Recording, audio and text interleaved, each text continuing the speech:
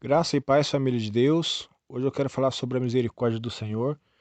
Num contexto bem específico, eu quero usar aqui um texto base, o livro do profeta Isaías, capítulo 42.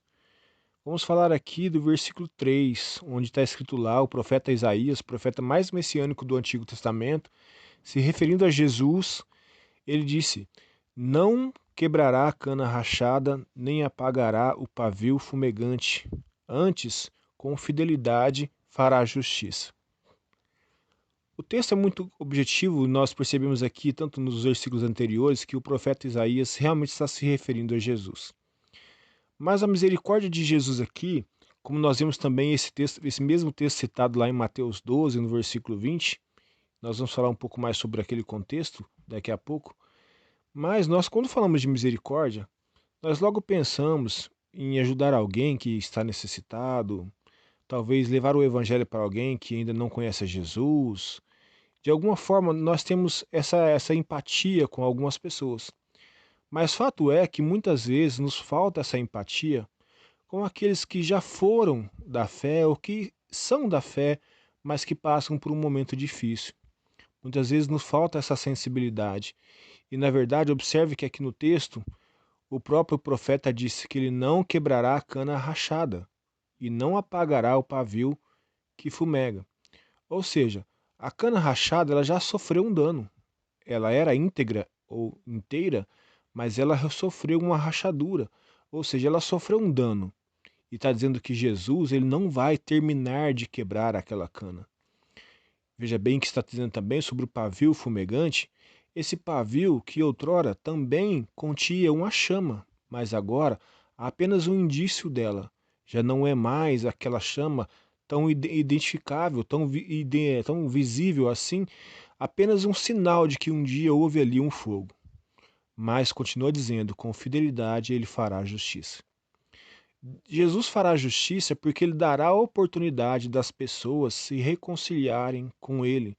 Jesus dará a oportunidade de que as pessoas sejam restabelecidas no caminho com o Senhor. E essa oportunidade não é dada apenas àqueles que nunca o conheceram, porque a Bíblia diz lá em 2 Coríntios, a partir do capítulo 5, quando fala do ministério da reconciliação, que Deus, se não me engano, no versículo 19 e 20, fala que nós somos cooperadores ou embaixadores de Deus com uma missão, o ministério da reconciliação. E é como se Deus clamasse ao mundo por intermédio de nós para que o mundo se reconciliasse com Deus. Mas essa mensagem ela não é apenas para aqueles que nunca conheceram a Jesus. Ela é uma mensagem para aqueles que também estão de certa forma machucados, feridos, como essa cana rachada e esse pavio que fumega. Observemos que no capítulo 6 de 2 Coríntios, Paulo fala que Deus, no tempo oportuno, ele nos socorreu e que agora ele quer nos usar para socorrer outras pessoas. Deus, quando nos socorreu, ele não encontrou em nós mérito algum para que ele fizesse isso. A Bíblia diz que ele nos amou enquanto éramos ainda pecadores. E muitas vezes nós mesmos colocamos algumas barreiras para que Deus haja em nossas vidas. Observe que nós, quando recebemos a Cristo, nós demonstramos aquela atitude de gratidão a Deus, reconhecendo que Ele nos amou primeiro, que tudo Ele fez sem que nós houvesse mérito algum, mas por algum motivo, talvez por a falta de compreensão do que é realmente o Evangelho, em algum momento das nossas vidas, quando acontece algo que desagrada nossas vidas, que nos machuca, nós inicialmente já pensamos, Deus deve ter permitido que isso aconteça porque eu pequei, porque eu fiz algo que o desagradou, como se Deus precisasse de um mérito para nos abençoar. Talvez você pense, não é bem assim, mas é isso que quando nós dizemos assim, talvez Deus esteja permitindo isso porque eu não fiz isso, nós estamos dizendo que Ele não permitiria se eu tivesse feito. Isso é meritocracia. E muitas vezes nós lidamos com as pessoas dessa mesma forma. Queremos encontrar méritos nas pessoas para poder usar de misericórdia com elas. E veja bem que não é isso que a Bíblia nos ensina. Nós temos que entender que misericórdia é não atribuir à pessoa aquilo que ela merece. Ou seja, a pessoa está lá com uma cana rachada. Talvez pudéssemos pensar, e muitas vezes eu já escutei muito essa frase, você também deve ter escutado, ou talvez até dito ela. Alguém se desviou, está por um caminho tortuoso, está fraco na fé, e nós vamos pensar, mas já conhece a palavra, está sim porque quer. E nós não usamos dessa misericórdia que Isaías disse que Jesus iria usar.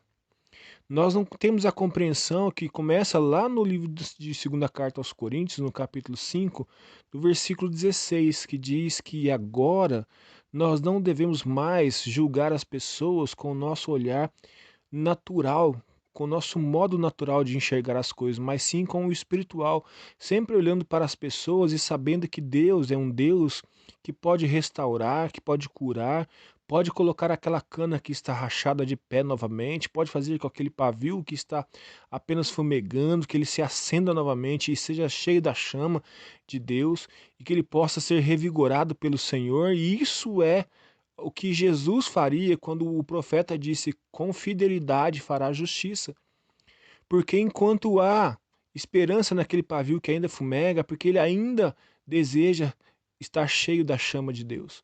Então nós temos que ser instrumentos do Senhor para que eles possam ser cheios dessa chama novamente. Como nós lemos aqui em 2 Coríntios também, no final do capítulo 5, que nós somos embaixadores de Deus nessa terra. Como se Deus estivesse clamando, fazendo um apelo ao mundo, intermédio de nós, para que ele se reconciliasse com Deus. Essa reconciliação, não, como disse, não é apenas para aqueles que nunca conheceram a Cristo.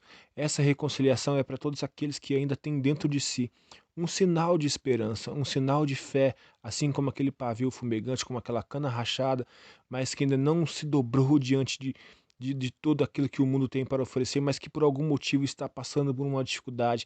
E Deus nos espera que nós, assim como Cristo também agiu, porque observe que o profeta Isaías, nos versículos anteriores do capítulo 42, diz que Deus permitiria que Cristo fizesse isso porque ele colocaria em Cristo o seu Espírito. E esse mesmo Espírito está sobre nós. E nós, a partir de agora, com o Espírito do Senhor sobre nossas vidas, devemos olhar para as pessoas com nossos olhos espirituais, os nossos olhos que Deus deu para nós agora, porque nós somos novas criaturas, conforme escrito lá no versículo 17 de 2 Coríntios 5. Agora nós somos novas criaturas, olhamos para as pessoas de outra forma, olhamos para as pessoas com um olhar de misericórdia, um olhar de graça, de amor, de compaixão, e assim seremos instrumentos de Deus para essa reconciliação, como eu disse, para todos aqueles que anseiam estar com o Senhor, porque muitas vezes aqueles que estão caídos, o que eles precisam é de um ombro amigo, de uma mão estendida, o que eles precisam é de alguém que com fidelidade faça a justiça, e fazer a justiça é muitas vezes dar a eles a oportunidade de se levantarem e se firmarem novamente com o Senhor. E também com aqueles que nunca conheceram ao Senhor, que muitas vezes olhamos, isso aí não tem jeito. Sim, diante de Deus, ele pode ser alguém que o Senhor queira colocar também de pé, queira trazer vida, libertá-lo do poder da escravidão do pecado e trazer para o reino da luz e dar a ele a vida eterna. E nós agora temos que entender que o Senhor espera de nós que nós possamos também agir com justiça, porque nós somos discípulos de Jesus, somos discípulos daquele a quem Isaías declarou que não quebrará a cana rachada e nem apagará o pavio fumegante, e que com fidelidade fará justiça. A justiça que Deus espera que façamos e que Jesus fez foi reconciliar o mundo com o Senhor por intermédio do Evangelho. O Evangelho da graça, o Evangelho da misericórdia, o Evangelho das mãos estendidas, o Evangelho do ombro amigo, o Evangelho que anuncia a verdade que Deus pode restaurar as pessoas. Cabe à pessoa decidir o que ela fará com o Evangelho diante dessa mensagem que Deus nos colocou para que nós possamos proclamar. Mas nós temos que produzir aquilo que Deus colocou que Jesus faria e que nós devemos fazer, com fidelidade, promovermos justiça. Que o Senhor nos dê o teu Espírito Santo a cada dia, uma porção dobrada do teu Espírito Santo, e que nós possamos, assim como Jesus, ser agente de justiça, sermos agente de restauração, e que as canas que estão quebradas ou que estão rachadas, elas possam se colocar de pé, elas possam ser restauradas, os pavios que fumegam possam receber de novo a chama e possam se aquecer com o Espírito Santo e possam ser cheias de Deus novamente e possam ser restauradas e possam estar diante do Senhor novamente, por intermédio da minha vida, da sua vida, de todos aqueles que Deus deseja usar. E talvez você seja essa cana que está rachada, está ouvindo essa mensagem agora. Talvez você seja esse pavio que fumega. Por algum motivo a chama se apagou ou está se apagando, mas o Senhor está hoje dando a oportunidade, por intermédio dessa palavra, de que você possa ser restaurado na sua comunhão com Deus. Se você ainda não conhece a Jesus, mas você se sente quebrado, você se sente sem esperança, o Senhor também te convida a se reconciliar com Ele por intermédio da mensagem do Evangelho, por intermédio da mensagem do Evangelho que nos é oferecido pela graça, onde Deus demonstra seu amor por nós e nos coloca de pé e nos faz seus filhos por intermédio da fé em Cristo Jesus. Em nome de Jesus, eu gostaria de orar por nós. Em nome de Jesus, Deus Todo-Poderoso, nós somos totalmente dependentes do Senhor. Somos falhos, Senhor, e nas nossas falhas nós contamos com Sua misericórdia. Como nós contamos, ó Pai, um dia, quando éramos ainda pecadores, o Senhor usou de misericórdia para conosco e nos trouxe, ó Pai, para perto de Ti, por intermédio de Jesus, do amor que nos é demonstrado naquele momento da cruz.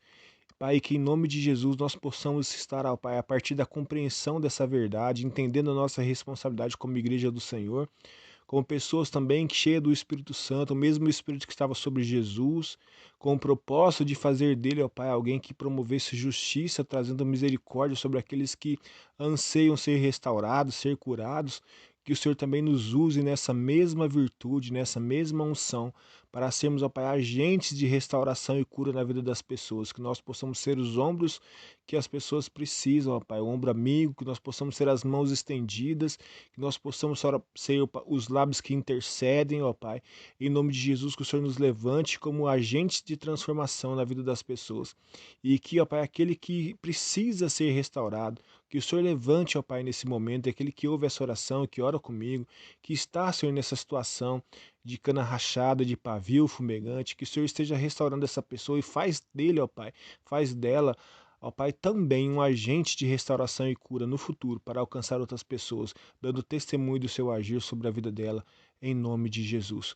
Nós agradecemos ao Senhor, certo, ó Pai, que o Senhor responde às nossas orações e que grandes coisas o Senhor fará em nossas vidas e o Senhor também usará as nossas vidas para fazer grandes coisas para a glória do teu santo nome, para benefício do Senhor, para benefício do seu reino, e que pessoas que pertencem a esse reino sejam alcançadas, restauradas e curadas, para o louvor da glória do teu santo nome, em nome de Jesus.